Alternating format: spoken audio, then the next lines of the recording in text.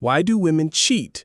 What is the difference between male and female infidelity? Today, I want to talk about this honestly, without sugarcoating.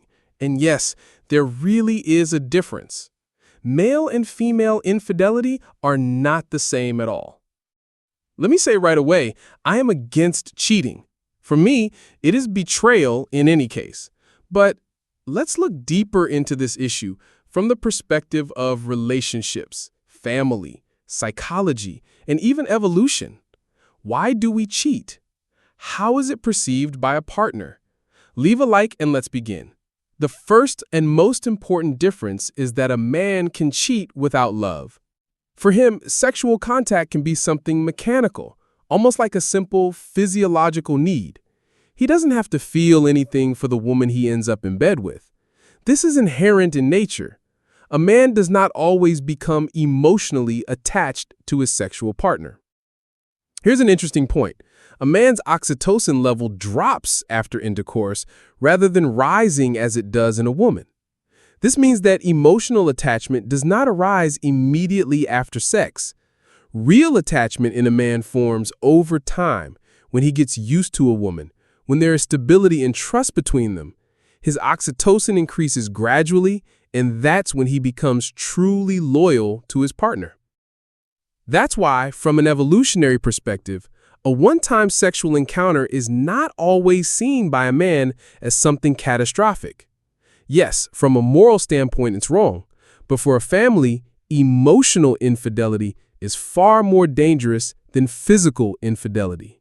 Women I've spoken to have often admitted, "I'm not scared if he sleeps somewhere with girls of low social responsibility at a bathhouse. What's far worse for me is if he starts messaging someone, sharing his feelings, spending time with the same woman." Because it is emotional closeness that can completely destroy a relationship. Many women, strangely enough, are able to forgive a one-time fling, but a romance involving attachment, attention, and care for another woman, that's a blow straight to the heart. Men, on the other hand, often find it harder to accept physical infidelity by a woman.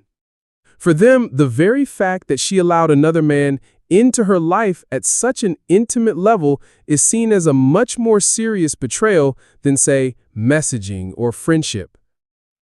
The difference is that female infidelity is almost always tied to feelings. A woman rarely does this just for pleasure. Most often, behind her actions, there is an emotional bond, attraction, infatuation. And that is why a man perceives it as a double betrayal of both body and soul. So, this is a way to bring a man to his knees, accuse him, load him with guilt, and then ride on that guilt for a lifetime, giving oneself the right to the wildest behavior. But I will talk about that a little later. Now, let us return to the very concept of infidelity from the standpoint of nature. A woman never cheats just for no reason. Even if she does it out of revenge, resentment, dissatisfaction, or in search of compensation, still, after sexual contact, the hormone oxytocin is produced in her body. A woman's brain is wired in such a way that if there has been intercourse, it means there is a possibility of pregnancy, and consequently, a possibility of becoming a mother. The brain does not care at all whether there was a condom or whether she takes some pills. The evolutionary program is hardwired clearly. Sexual intercourse equals a potential father of offspring. And that is precisely why the loyalty program switches on inside a woman. The hormone oxytocin rises like an avalanche, triggering infatuation and attachment. That is why everyone knows that women get attached after sex. For this very reason, many female psychologists advise not to jump into bed with a man right away. You will fall in love, you will get attached, and he will detach. The danger of female infidelity lies in the fact that even if she did it at first without love, simply because of attraction or emotions, she will later fall in love with this person. The brain will launch the loyalty program, put rose-colored glasses on her, and that's it. What happens next? The partner who was cheated on begins to lose value in her mind, and the man she slept with appears far more attractive. The woman emotionally and psychologically switches over to him. In marriage, this looks like this. The husband gradually becomes not good enough. He irritates, annoys, seems to do everything wrong.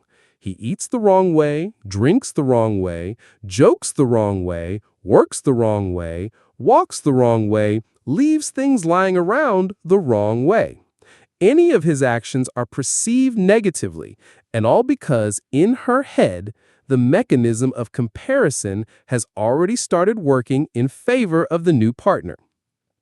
It is not so simple. Toward her husband, the devaluation program is triggered, while toward the lover, the loyalty program is triggered. This is exactly what differentiates male infidelity from female infidelity. For a man, it may mean absolutely nothing. He does not bring that connection into his nest. A one-time act, a moment, a spark, and it's over. No loyalty program toward a random partner arises in him. His attachment to his wife can remain completely unshaken.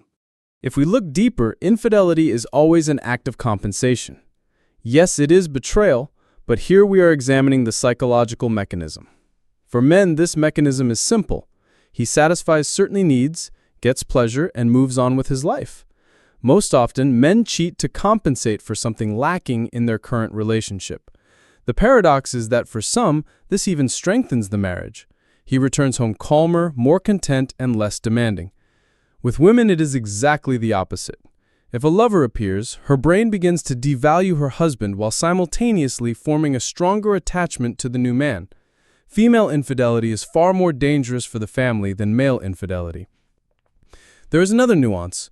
Women react especially painfully when a man starts giving his lover resources, emotional, moral, material, or time.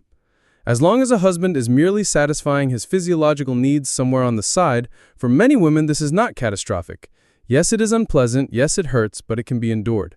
However, if there is a permanent woman who begins to draw his attention, time, money, and care, that is when it becomes a threat to the family and the marriage itself. Yet what I see in consultations, despite the stereotype that men are the main cheaters, is that in marriage they actually cheat rarely. More often they endure to the very end. No sex, coldness, conflict, only as a last resort do they decide to cheat. Women, however, do it more easily. A classic situation: a wife catches her husband cheating. Most often, a random incident. A colleague at a corporate party, a casual acquaintance, or a drunken sauna night with escorts. The man may not have planned anything serious at all. But when the wife finds out, she deploys heavy artillery, accusations, branding him as a traitor, completely erasing his value. And then, if you can do it, so can I. She takes a lover, and now the relationship with him is not merely physical, she becomes more deeply involved, falls in love, grows attached. Often it gets to the point where she becomes pregnant and gives birth to his child. And yet she does not leave the family. The husband stays, raises another man's child, lives with it because he has been beaten down by guilt. And yes, in his head it spins, "It's my fault, I started it. Back then, with the guys, at the sauna." Meanwhile, the woman confidently continues doing such outrageous things that the man has no strength left to change anything. You bear no guilt for what your woman is doing. What she does is not equivalent to your misstep.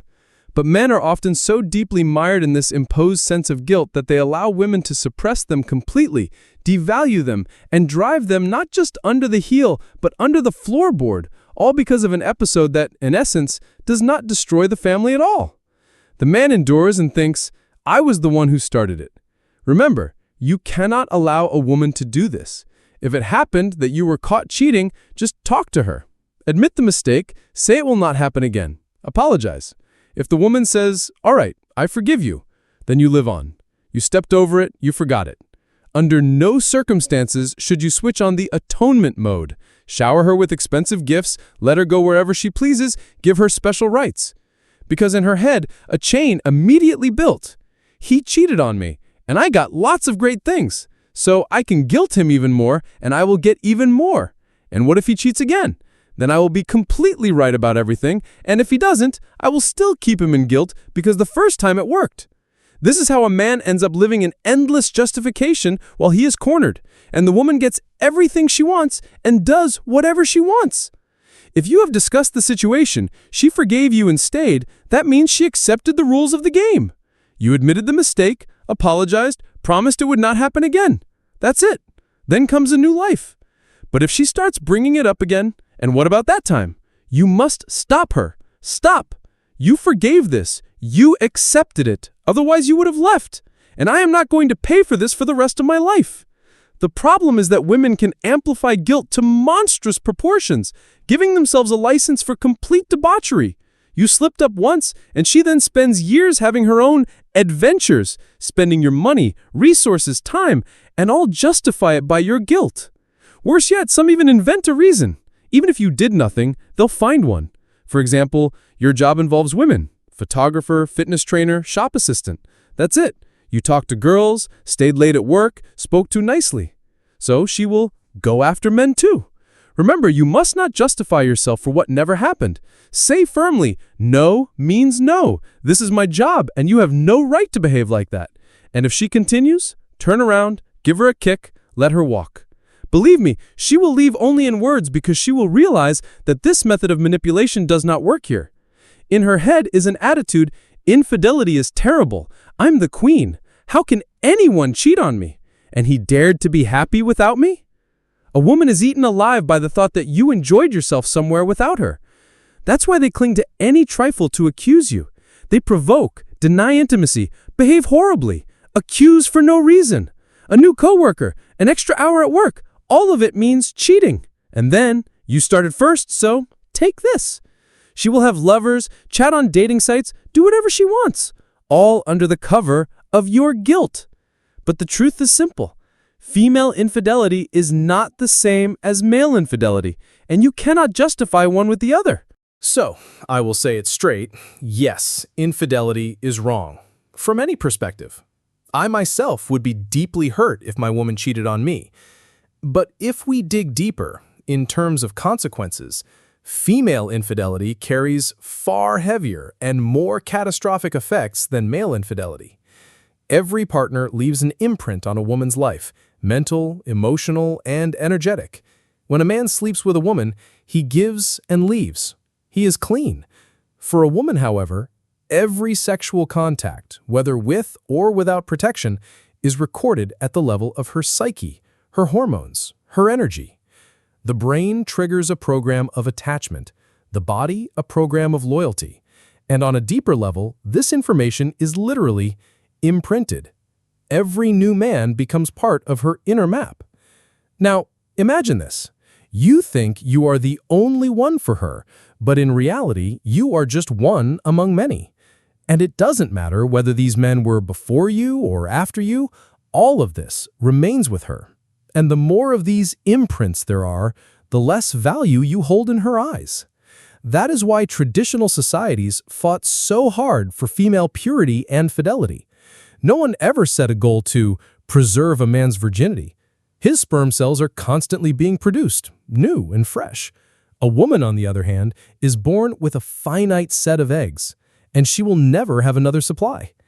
Everything she accepts into herself stays with her, at a molecular and even genetic level. That is why male and female infidelity cannot be equated. If a woman says, "You did it, so I can too," that is manipulation. No, she cannot. If I stumble, I acknowledge my guilt. I apologize. I draw conclusions. But that does not give her the right to act the same way. It's like saying, "You stole, so I can steal too." No, that's not how it works. And most importantly, never allow a woman to hang an eternal stone of guilt around your neck. Infidelity is a wrongdoing that is either forgiven or not. If she stayed with you after your mistake, that means she accepted the rules of the game. That's it. Case closed.